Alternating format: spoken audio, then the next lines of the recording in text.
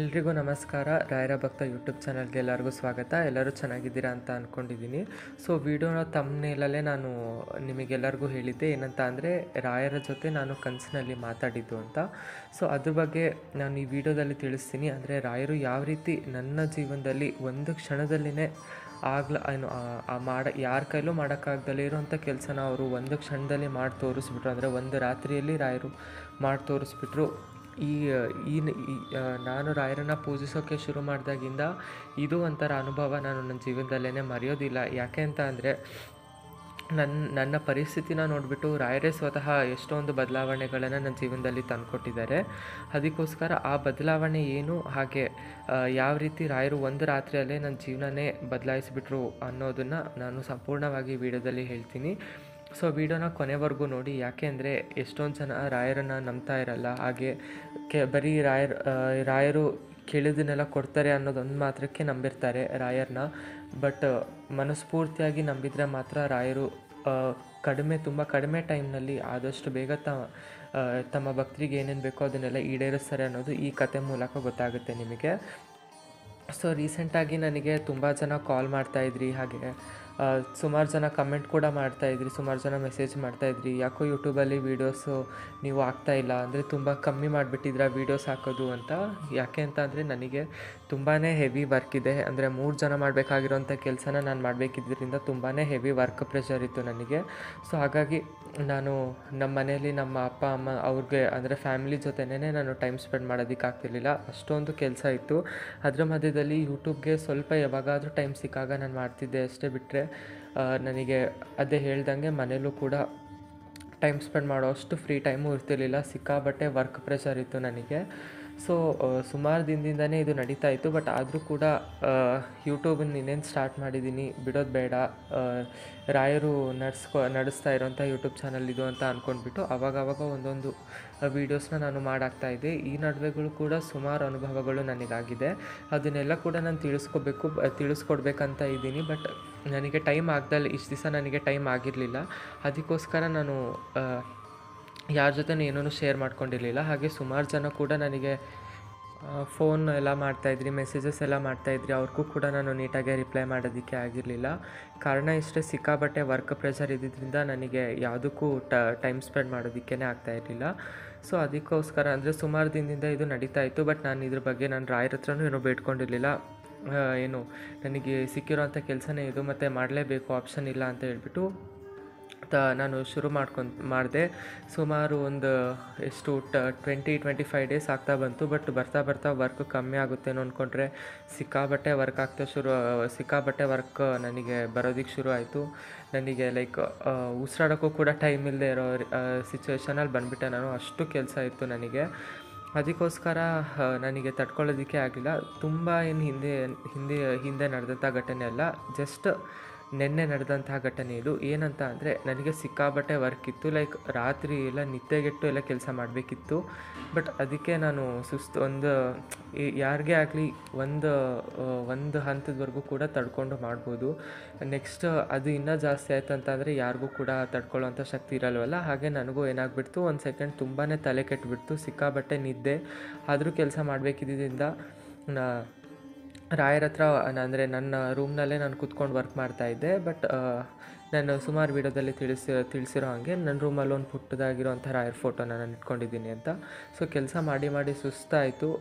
ನಾನು ಒಂದು ಸತಿ ರಾಯರ ಫೋಟೋನ ನೋಡಿಬಿಟ್ಟು, ಇಷ್ಟು ಕಷ್ಟ, ಅಂದರೆ ಇಷ್ಟು ಕೆಲಸ ಮಾಡಿಸ್ತಾ ಇದ್ದೀರಲ್ಲ ರಾಯರೇ, ಸ್ವಲ್ಪನಾದರೂ ನನಗೆ ನೆಮ್ಮದಿನೇ ಇಲ್ವಲ್ಲ, ಸ್ವಲ್ಪನಾದರೂ ಫ್ರೀ ಟೈಮ್ ಅಂತ ಸಿಗ್ತಾ ಇಲ್ವಲ್ಲ, ಇನ್ನು ಎಷ್ಟು ದಿವಸ ಅಂತ ಈ ರೀತಿ ಕೆಲಸ ಮಾಡಬೇಕು ನನಗೆ ಸಾಕಾಗೋಯ್ತು ರಾಯರೇ. ದಯವಿಟ್ಟು ನನಗೆ ಇದ್ರ ಬದಲಾಗಿ ನಾನೇನು ಕೆಲಸನೇ ಬಿಡಿಸ್ರಿ ಅಂತ ಇಲ್ಲ, ಸ್ವಲ್ಪ ಈಸಿ ಆಗಿರೋವಂಥ ಕೆಲಸ ನನಗೆ ನೀವು ಮಾಡಿಕೊಟ್ರೆ ತುಂಬ ಚೆನ್ನಾಗೇ ಇರುತ್ತಲ್ಲ ರಾಯರೇ ಅಂತ ನಾನು ರಾಯರ ಮುಂದೆ ಸ್ವಲ್ಪ ಹೇಳಿದೆ. ತುಂಬಾ ಕಷ್ಟ ಆಗ್ತಿದೆ ನನಗೆ, ಟೈಮ್ ಸ್ಪೆಂಡ್ ಮಾಡೋಕ್ಕಾಗ್ತಿಲ್ಲ, ಯಾರ ಹತ್ರನೂ ಫ್ರೀ ಟೈಮ್ ಅನ್ನೋದೇ ಸಿಗ್ತಾಯಿಲ್ಲ, ನೆಮ್ಮದಿ ಅನ್ನೋದೇ ಸಿಗ್ತಾಯಿಲ್ಲ. ಕೆಲಸ ಏನೋ ನಡೀತಾ ಇದೆ ಅದ್ರ ಪಾಡಿಗೋದು, ಬಟ್ ನನಗೆ ಫ್ರೀ ಟೈಮ್, ನನ್ನ ಪರ್ಸ್ನಲ್ ಟೈಮ್ ಅಂತ ಯಾವುದೂ ಸಿಗ್ತಾಯಿಲ್ಲ ರಾಯರೇ. ದಯವಿಟ್ಟು ಇದನ್ನು ಹೆಂಗಾದರೂ ಮಾಡಿ ಸರಿ ಮಾಡಿಕೊಡಿ ಅಂತ ಹೇಳಿಬಿಟ್ಟು ಮತ್ತೆ ವರ್ಕ್ ಮಾಡೋದಕ್ಕೆ ಕೂತ್ಕೊಂಡ್ರೆ ಸಿಕ್ಕಾಬಟ್ಟೆ ನಿದ್ದೆ ಬರೋದಕ್ಕೆ ಸ್ಟಾರ್ಟ್ ಆಯಿತು. ನಿದ್ದೆ ಯಾವಾಗಲೂ ತಡ್ಕೋಬಾರ್ದು ಅಂತ ಎಲ್ಲರೂ ಹೇಳ್ತಾರೆ. ಅದಕ್ಕೋಸ್ಕರ ನಾನು ಸ್ವಲ್ಪ ರೆಸ್ಟ್ ಮಾಡೋಣ ಅಂತ ಮಲಗಿದೆ.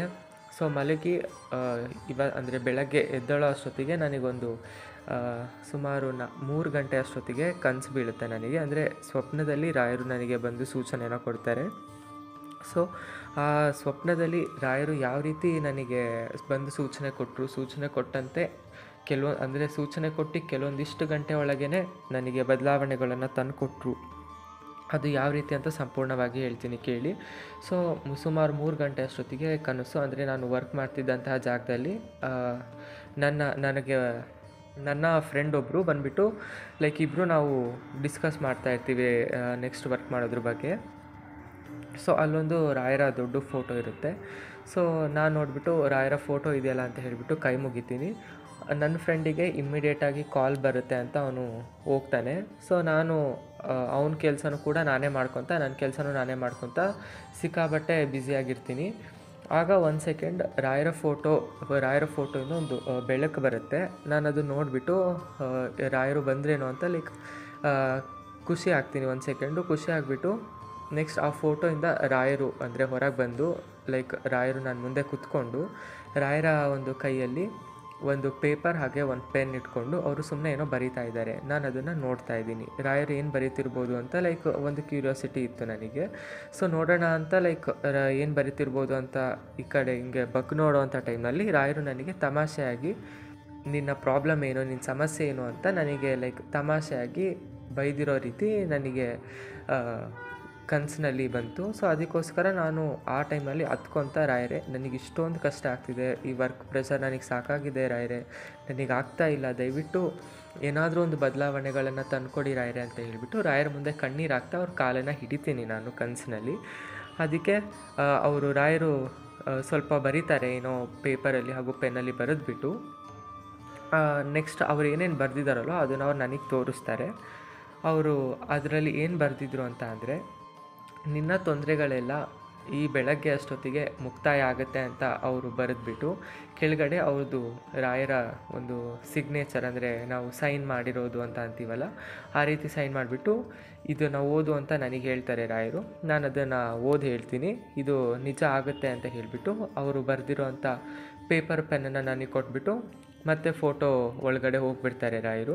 ಸೊ ಅದೇ ಪೇಪರು ಪೆನ್ನನ್ನು ನಾನು ಕೈಯಲ್ಲಿ ಇಟ್ಕೊಂಡಾಗ ನನಗೆ ಸಡನ್ನಾಗಿ ಎಚ್ಚರ ಆಗಿಬಿಡುತ್ತೆ, ಅಂದರೆ ನಿದ್ದೆಯಿಂದ ಎಚ್ಚರ ಆಗಿಬಿಡುತ್ತೆ. ಆವಾಗ ನನಗೆ 1 ಸೆಕೆಂಡ್ ತುಂಬಾ ಖುಷಿಯಾಗುತ್ತೆ. ಯಾಕೆ ಅಂದರೆ ರಾಯರು ಸಾಮಾನ್ಯವಾಗಿ ಯಾರ ಕನಸಿನಲ್ಲೂ ಬರಲ್ಲ. ಕನಸಿನಲ್ಲಿ ಬಂದರೂ ಕೂಡ ನಮ್ಮ ಜೊತೆ ಮಾತಾಡೋವಂಥದ್ದು ತುಂಬಾ ಒಂದು ವಿಚಿತ್ರ, ಯಾಕಂದರೆ ಎಲ್ಲರಿಗೂ ಈ ರೀತಿ ಆಗುವಂಥದ್ದಲ್ಲ.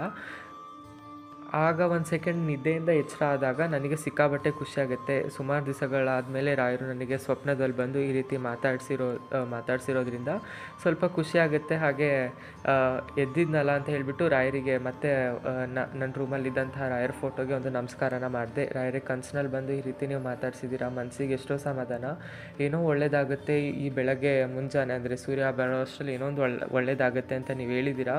ನಾನು ಖಂಡಿತ ಅದನ್ನು ನಂಬ್ತೀನಿ ರಾಯರೇ, ಏನಾಗುತ್ತೋ ಎಲ್ಲ ನಿಮ್ಮಿಚ್ಛೆ ಅಂತ ಹೇಳಿದಾಗಲೂ ಕೂಡ ಅಷ್ಟೊತ್ತಿಗೆ, ಅಂದರೆ ಸುಮಾರು 3:45 ಅಷ್ಟೊತ್ತಿಗೆ ಯಾರು ಅಂದರೆ ಹಿಂದಿನ ದಿನ ಇಟ್ಟಿದ್ದ ಹೂವು ಆ ಟೈಮ್ನಲ್ಲಿ ನನಗೆ ರಾಯರು ಹೂವು ಪ್ರಸಾದನ ಕೊಡ್ತಾರೆ. ಅಂದರೆ ತಾವು ಕನಸಿನಲ್ಲಿ ಬಂದಿರೋದು ನಿಜ ಅಂತ ಹೇಳೋದಕ್ಕೆ ರಾಯರ ಫೋಟೋಯಿಂದ ಹೂವು ಪ್ರಸಾದ ಆಯಿತು ಏನೋ ಗೊತ್ತಿಲ್ಲ.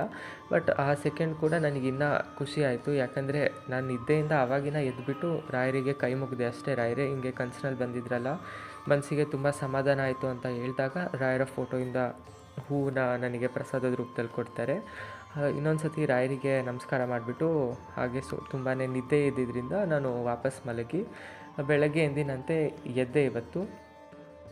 ಸೊ ಎದ್ದು ಮತ್ತೆ ಎಲ್ಲ ಫ್ರೆಶ್ ಅಪ್ ಎಲ್ಲ ಆಗಿಬಿಟ್ಟು ಸ್ನಾನ ಪೂಜೆ ಎಲ್ಲ ಮುಗಿಸಿ ಇನ್ನೇನು ವರ್ಕಿಗೆ ಹೋಗೋವಂಥ ಟೈಮ್ನಲ್ಲಿ ನನಗೊಂದು ಕಾಲ್ ಬರುತ್ತೆ. ಏನಂತ ಅಂದರೆ, 3 ಜನ ಮಾಡಬೇಕಿದ್ದಂತಹ ವರ್ಕನ್ನು ನಾನು ಏನು ಮಾಡ್ತಿದ್ನಲ್ಲೋ ಅವ್ರ ವರ್ಕನ್ನು ಬೇರೆಯವ್ರಿಗೆ ಅಂದರೆ ಕೊಡಲಾಗಿದೆ.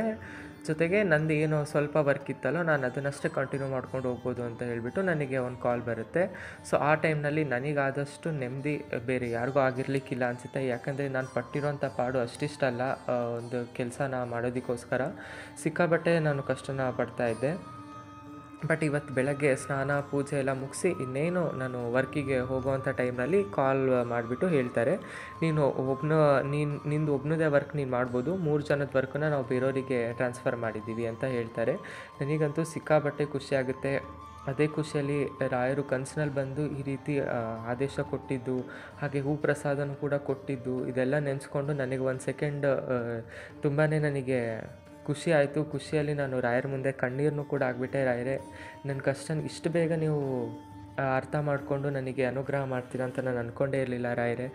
ಏನೋ ಎಲ್ಲ ನಿಮ್ಮ ದಯೆ ಅಂತ ಅಂದ್ಕೊಂಡ್ಬಿಟ್ಟು ಅದೇ ಖುಷಿಯಲ್ಲಿ ರಾಯರ ಮಠಕ್ಕೆ ಹೋಗಿಬಿಟ್ಟು ರಾಯರಿಗೆ ಹೆಜ್ಜೆ ನಮಸ್ಕಾರ ಎಲ್ಲ ಹಾಕಿಬಿಟ್ಟು ರಾಯರಿಗೆ ಧನ್ಯವಾದಗಳನ್ನ ತಿಳಿಸ್ಬಿಟ್ಟು ರಾಯರ ಪಂಚಾಮೃತ ಅಭಿಷೇಕದ ತೀರ್ಥ ಹಾಗೂ ಮಂತ್ರಾಕ್ಷತೆನ ಇಸ್ಕೊಂಬಂದು ಮನೆಯಲ್ಲಿ ಎಲ್ಲರಿಗೂ ಕೊಟ್ಬಿಟ್ಟು ನಾನು ವಾಪಸ್ ನನ್ನ ವರ್ಕಿಗೆ ಹೋದೆ.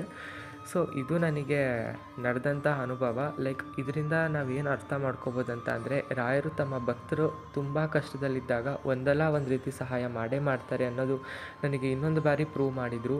ಯಾಕೆಂದರೆ ಸುಮಾರು ಜನ ಹೇಳ್ತಾರೆ ರಾಯರು ನಮಗೂ ಕನಸಿನಲ್ಲಿ ಬಂದಿದ್ದರು ಅಂತ. ಬಟ್ ಇಲ್ಲ, ರಾಯರು ಕನಸಿನಲ್ಲಿ ಬರೋವಂಥದ್ದು ನಿಜ. ಬಟ್ ಆದರೆ ಲೈಕ್ ರಾಯರು ಈ ರೀತಿ ಸೂಚನೆನ ಕೊಡುವಂಥದ್ದಾಗಿರ್ಬೋದು, ಸೂಚನೆ ಕೊಟ್ಟಾದಮೇಲೆ ಲೈಕ್ ಆ ಕೆಲಸನ ಅವರು ಆದಷ್ಟು ಕಡಿಮೆ ಸಮಯ ತೊಗೊಂಡ್ಬಿಟ್ಟು ಆ ಕೆಲಸನ ಮಾಡಿಕೊಡೋವಂಥದ್ದಾಗಿರ್ಬೋದು, ಇದೆಲ್ಲ ತುಂಬ ಕಡಿಮೆ. ಬಟ್ ನನಗೆ ನನ್ನ ಜೀವನದಲ್ಲಿ ನಡೆದಿರೋವಂಥ ಮೊದಲನೇ ಪವಾಡ ಇದು. ಆ್ಯಕ್ಚುಲಿ ಈ ರೀತಿಯಾಗಿ ರಾಯರು ಕನಸಿನಲ್ಲಿ ಬಂದು ನನ್ನ ಹತ್ರ ಮಾತಾಡಿ ಕೆಲಸನ ಎಲ್ಲ ನನಗೆ ಸರಾಗವಾಗಿ ನಡೆಸ್ಕೊಟ್ಟಿರೋ ಅಂಥದ್ದು ನನಗೆ ಮೊದಲನೇ ಸರಿ ನಡೆದಂಥ ಅನುಭವ. ನಿಮಗೂ ಯಾರಿಗಾದ್ರೂ ಈ ರೀತಿ ಅನುಭವ ಆಗಿದೆ ಅಂತ ಅನ್ನೋದಾದರೆ ದಯವಿಟ್ಟು ಕಮೆಂಟ್ ಮಾಡಿ ತಿಳಿಸಿ. ಯಾಕೆಂದರೆ ಲೈಕ್ ನನ್ನ ಒಂದು ಸ್ಟೋರಿ ಕೇಳಿಬಿಟ್ಟು ನನ್ನ ಒಂದು ಸ್ಟೋರಿ ನೆನೆಸ್ಕೊಂಡ್ರೆ ನನಗೆ ಅನಿಸ್ತಾ ಇರುತ್ತೆ, ನನಗೆ ರಾಯರು ಈ ರೀತಿ ಮಾಡಿದ್ರಂದರೆ ಅವರಿಗೆ ಎಷ್ಟೊಂದು ಜನ ಭಕ್ತರಿರ್ತಾರೆ, ಅವ್ರಿಗೂ ಕೂಡ ಈ ರೀತಿ ಸಹಾಯ ಖಂಡಿತ ಮಾಡ್ತಿರ್ತಾರೆ ಅಂತ ನನಗೆ ಅನಿಸ್ಬಿಟ್ಟು ಲೈಕ್ ನನಗೂ ಕ್ಯೂರಿಯಾಸಿಟಿ ಅಂದರೆ ತಿಳ್ಕೊಳ್ಳೋದಕ್ಕೆ ರಾಯರು ಎಲ್ಲರ ಜೀವನದಲ್ಲೂ ಯಾವ್ಯಾವ ರೀತಿ ಬದಲಾವಣೆಗಳನ್ನು ಮಾಡಿದ್ದಾರೆ ಅಂತ. ಹಾಗಾಗಿ ನಿಮಗೂ ಏನಾದರೂ ಈ ರೀತಿ ಘಟನೆಗಳು ನಡೆದಿದ್ರೆ ಖಂಡಿತ ನನಗೆ ಕಮೆಂಟ್ ಮಾಡಿ ತಿಳಿಸಿ. ನಾನು ಕೂಡ ಅದಕ್ಕೆ ರಿಪ್ಲೈ ಮಾಡ್ತೀನಿ. ಒಂದು ಮಾತಂತೂ ನಿಜ, ರಾಯರನ್ನು ನಾವು ಗಟ್ಟಿಯಾಗಿ ನಂಬ್ಕೊಂಡಿದ್ದೀವಿ ಅಂತಂದರೆ, ರಾಯರ ಪಾದನ ನಾವು ಹಿಡ್ದಿದ್ದೀವಿ ಅಂತ ಅನ್ನೋದಾದರೆ ಯಾವುದೇ ಕಾರಣಕ್ಕಾಗಲಿ ರಾಯರು ನಮ್ಮ ಕೈನ ಬಿಡೋವಂಥವ್ರಲ್ವೇ ಅಲ್ಲ. ಯಾಕೆಂದರೆ ನಾನು ಸುಮಾರು ದಿನದಿಂದ ಪಡ್ತಿದ್ದಂಥ ಕಷ್ಟ, ಬಟ್ ನಾವು ಒಂದು ಸತಿನೂ ಅದನ್ನು ರಾಯರ ಹತ್ರ ಹೇಳ್ಕೊಂಡಿರಲಿಲ್ಲ. ಬಟ್ ತಡ್ಕೊಳಕ್ಕಾಗ್ದಲೇ ಅವತ್ತು ನಿನ್ನೆ ರಾತ್ರಿ ನಾನು ಹೇಳ್ಕೊಂಡಿದ್ದಷ್ಟೇ, ಇವತ್ತು ಇಷ್ಟು ನೆಮ್ಮದಿಯಾಗಿ ನಾನು ಇದ್ದೀನಿ ಆರಾಮಾಗಿ ಅಂತ ಅಂದರೆ ಅದಕ್ಕೆ ರಾಯರೇ ಕಾರಣ. ನಮಗೆ ಏನೇ ಕಷ್ಟ ಬಂದರೂ ಕೂಡ ನಾವು ಮೊದಲು ರಾಯರ ಹತ್ರ ಹೇಳಬೇಕು. ಯಾಕೆ ಅಂತ ಅಂದರೆ ರಾಯರು ಅದಕ್ಕೆ ಆದಷ್ಟು ಬೇಗ ಪರಿಹಾರನ ಸೂಚಿಸ್ಕೊಡ್ತಾರೆ ಅನ್ನೋದು ಕೂಡ ನನಗೆ ಮತ್ತೆ ಅರ್ಥ ಮಾಡಿಸಿದ್ರು. ಯಾರು ನಂಬ್ತೀವೋ ಬಿಡ್ತೀವೋ ಗೊತ್ತಿಲ್ಲ, ನಮಗೆ ಕಷ್ಟ ಇರೋವಂಥ ಟೈಮ್ನಲ್ಲಿ ನಾವು ರಾಯರನ್ನು ನಂಬಿದರೆ ಖಂಡಿತ ಒಂದಲ್ಲ ಒಂದು ಒಳ್ಳೆಯದಾಗೇ ಆಗುತ್ತೆ ಅನ್ನೋವಂಥದ್ದು ನನಗೆ 100% ನನ್ನ ತಲೆಯಲ್ಲಿ ಬಂತು. ಹಾಗೆ ಸುಮಾರು ಜನ ನನಗೆ ಕಾಲ್ ಕೂಡ ಮಾಡ್ತಿರ್ತೀರ, ಮೆಸೇಜ್ ಕೂಡ ಮಾಡ್ತಿರ್ತೀರ. ನಾನು ಅವ್ರಿಗೆ ರಿಪ್ಲೈ ಮಾಡೋದಕ್ಕಾಗಲ್ಲ ಅಥವಾ ಪುನಃ ವಾಪಸ್ ಕಾಲ್ ಮಾಡೋದಕ್ಕಾಗಲ್ಲ, ದಯವಿಟ್ಟು ಕ್ಷಮೆ ಇರಲಿ. ಬಟ್ ಈ ಸತಿಯಿಂದ ಆಗೋದಕ್ಕೆ ನಾನು ಬಿಡಲ್ಲ. ಯಾರಾದರೂ ಕಾಲ್ ಮಾಡಿದರೆ ಆ ಟೈಮ್ನಲ್ಲಿ ನಾನು ಫ್ರೀ ಇದ್ದರೆ ಖಂಡಿತ ಪಿಕ್ ಮಾಡಿ ಮಾತಾಡ್ತೀನಿ. ಇನ್ ಕೇಸ್ ಏನಾದರೂ ಆ ಟೈಮ್ನಲ್ಲೂ ಬ್ಯುಸಿ ಇದ್ದೆ ಅನ್ನೋದಾದರೆ ಖಂಡಿತ ನಾನು ಒಂದು ಮೆಸೇಜ್ ಆದರೂ ಮಾಡ್ತೀನಿ. ಇಲ್ಲ ಅಂತ ಅಂದರೆ ನಿಮಗೆ ವಾಪಸ್ ನಾನು ಕಾಲ್ ಮಾಡ್ತೀನಿ. ಹಾಗೆಯೇ ಒಂದು ಮಾತಂತೂ ನಾವು ಎಲ್ಲರೂ ನೆನ್ಪಿಟ್ಕೋಬೇಕು. ಆ್ಯಕ್ಚುಲಿ ನಾನು ಇದನ್ನು ಕೇಳಿರೋ ಅಂಥದ್ದೇ ಒಬ್ಬರಿಂದ, ರಾಯರನ್ನು ನಾವು ನಮ್ಮ ಕೆಲಸ ಆಗೋವರೆಗೂ ಅಷ್ಟೇ ನಂಬ್ಕೊಂಡು ಕೂರಬಾರ್ದು. ಯಾಕೆಂದರೆ ರಾಯರು ಹೇಗೆ ಅಂತ ಅಂದರೆ ಎಲ್ಲನೂ ಕೂಡ ಪರೀಕ್ಷೆ ಮಾಡಿಬಿಟ್ಟೇ ತಮ್ಮ ಭಕ್ತರಿಗೆ ಆಶೀರ್ವಾದನ ಮಾಡ್ತಾರಂತೆ. ಈಗ ನಮಗೆ ಯಾವುದೋ ಒಂದು ಕೆಲಸ ಆಗಬೇಕಿರುತ್ತೆ ಅಂತ ಅಷ್ಟೇ ನಾವು ರಾಯರನ್ನು ನಂಬ್ಕೊಂಡು ಪೂಜೆ ಮಾಡ್ಕೊಂಡು ಕೂತ್ಕೊಂಡ್ರೆ, ರಾಯರು ಮುಂಚೆನೇ ಎಲ್ಲ ತಿಳ್ಕೊಂಡಿರೋ ಅಂಥವ್ರು, ಅವರಿಗೆಲ್ಲ ಗೊತ್ತಾಗುತ್ತೆ. ಹಾಗಾಗಿ ನಾವು ರಾಯರನ್ನು ಬರೀ ಲೈಕ್ ನಮ್ಮ ಕೆಲಸಗಳಾಗೋದಕ್ಕಷ್ಟೇ ಅವರನ್ನು ಪೂಜೆ ಮಾಡ್ದಲೇ ನಮ್ಮ ಜೀವನದಲ್ಲಿ ನಡೆಯುವಂಥ ಪ್ರತಿಯೊಂದು ಘಟನೆಗಳು ರಾಯರೇ ನಡೆಸ್ಕೊಡುವಂಥದ್ದು ಅಂತ ನಾವೇನಾದರೂ ನಮ್ಮ ಜೀವನದಲ್ಲಿ ಅಳವಡಿಸ್ಕೊಂಡು ನಡೆದ್ವಿ ಅಂತ ಅಂದರೆ ಪ್ರತಿಯೊಂದು ಹೆಜ್ಜೆಯಲ್ಲೂ ಕೂಡ ರಾಯರು ನಮಗೆ ಯಶಸ್ಸನ್ನು ಕಾಣಿಸ್ತಾ ಹೋಗ್ತಾರೆ ಅನ್ನೋದು ಕೂಡ ನನಗೆ ಅರ್ಥ ಆಯಿತು. ಸೊ ಈ ರೀತಿ ಅನುಭವಗಳು ನನಗೆ ಸುಮಾರು ಸತಿ ಆಗ್ತಾಯಿದೆ ಇತ್ತೀಚಿನ ದಿನಗಳಲ್ಲಂತೂ. ನಾನು ಯಾಕೆ ಅಂತ ಅಂದರೆ ರಾಯರ ಮೇಲೆ ನಾನು ನಂಬಿಕೆ ಅಂದರೆ ರಾಯರ ಮೇಲೆ ನನಗೆ ನಂಬಿಕೆ ದಿನದಿಂದ ದಿನಕ್ಕೆ ಹೆಚ್ಚಾಗ್ತಾ ಹೋಗ್ತಾ ಇದೆ. ಜೊತೆಗೆ ನಾನು ರಾಯರ ಮೇಲೆ ಎಷ್ಟು ನಂಬಿಕೆ ಇಟ್ಟಿದ್ದೀನಲ್ಲೋ ಅಷ್ಟೇ ಯಶಸ್ಸು ಕೂಡ ನನಗೆ ರಾಯರು ಕೊಡ್ತಾ ಇದ್ದಾರೆ. ನನಗೆ ತುಂಬಾ ಹೆಮ್ಮೆ ಅನಿಸುತ್ತೆ. ಲೈಕ್ ರಾಯರು ಇಷ್ಟು ಬೇಗ ನನಗೆ ಅನುಗ್ರಹ ಮಾಡ್ತಾರೆ ಅಂತ ನಾನು ಅಂದ್ಕೊಂಡಿರಲಿಲ್ಲ. ಬಟ್ ಇದೇ ರೀತಿ ರಾಯರು ಎಲ್ರಿಗೂ ಕೂಡ ಆಶೀರ್ವಾದ ಮಾಡಲಿ, ಅನುಗ್ರಹ ಮಾಡಲಿ ಅಂತ ಕೇಳ್ಕೊಳ್ತಾ, ಸೊ ಇವತ್ತಿನ ಮಾಹಿತಿ ಇಷ್ಟ ಆಗಿರುತ್ತೆ. ನಿಮಗೂ ಈ ರೀತಿ ಕನಸಿನಲ್ಲಿ ರಾಯರು ಬಂದು ಮಾತಾಡಿಸಿ ಲೈಕ್ ನಿಮ್ಮ ಸಮಸ್ಯೆಗಳಿಗೂ ಕೂಡ ಅವ್ರು ಏನಾದರೂ ಪರಿಹಾರಗಳನ್ನು ತಿಳಿಸಿದ್ದಾರೆ, ಈ ರೀತಿ ಅಂದರೆ ಅವರೇ ಅನುಗ್ರಹ ಮಾಡಿದ್ದಾರೆ ಅಂತ ಯಾವುದಾದ್ರೂ ಒಂದು ಘಟನೆಗಳಿದ್ದಲ್ಲಿ ಖಂಡಿತ ನನಗೆ ಕಮೆಂಟ್ ಮಾಡಿ ತಿಳಿಸಿ, ನಾನು ಅದಕ್ಕೆ ರಿಪ್ಲೈ ಮಾಡ್ತೀನಿ. ಹಾಗೆ ನನಗೂ ಕೂಡ ತಿಳ್ಕೊಂಡಂಗಾಗುತ್ತೆ, ರಾಯರ ಮೇಲೆ ನಂಬಿಕೆ ಇನ್ನೂ ಹೆಚ್ಚಾಗ್ತಾ ಹೋಗುತ್ತೆ ಅಂತ ಹೇಳ್ತಾ, ಸೊ ನನ್ನ ಚಾನಲ್ಗೆ ಅಂದರೆ ರಾಯರ ಸಂಬಂಧಿತ ಇನ್ನೂ ಹೆಚ್ಚಿನ ಮಾಹಿತಿಗಳಿಗಾಗಿ ನನ್ನ ಚಾನಲ್ಗೆ ಸಬ್ಸ್ಕ್ರೈಬ್ ಆಗೋದನ್ನು ಮರಿಬೇಡಿ. ಹಾಗೆ ನಿಮಗೆ ಈ ವಿಡಿಯೋ ಹೇಗೆ ಅನಿಸ್ತು ಅಂತ ಕಮೆಂಟ್ ಮಾಡಿ ತಿಳಿಸಿ. ರಾಯರಿದ್ದಾರೆ. ಮುಂದಿನ ವಿಡಿಯೋದಲ್ಲಿ ಸಿಗೋಣ. ಧನ್ಯವಾದಗಳು.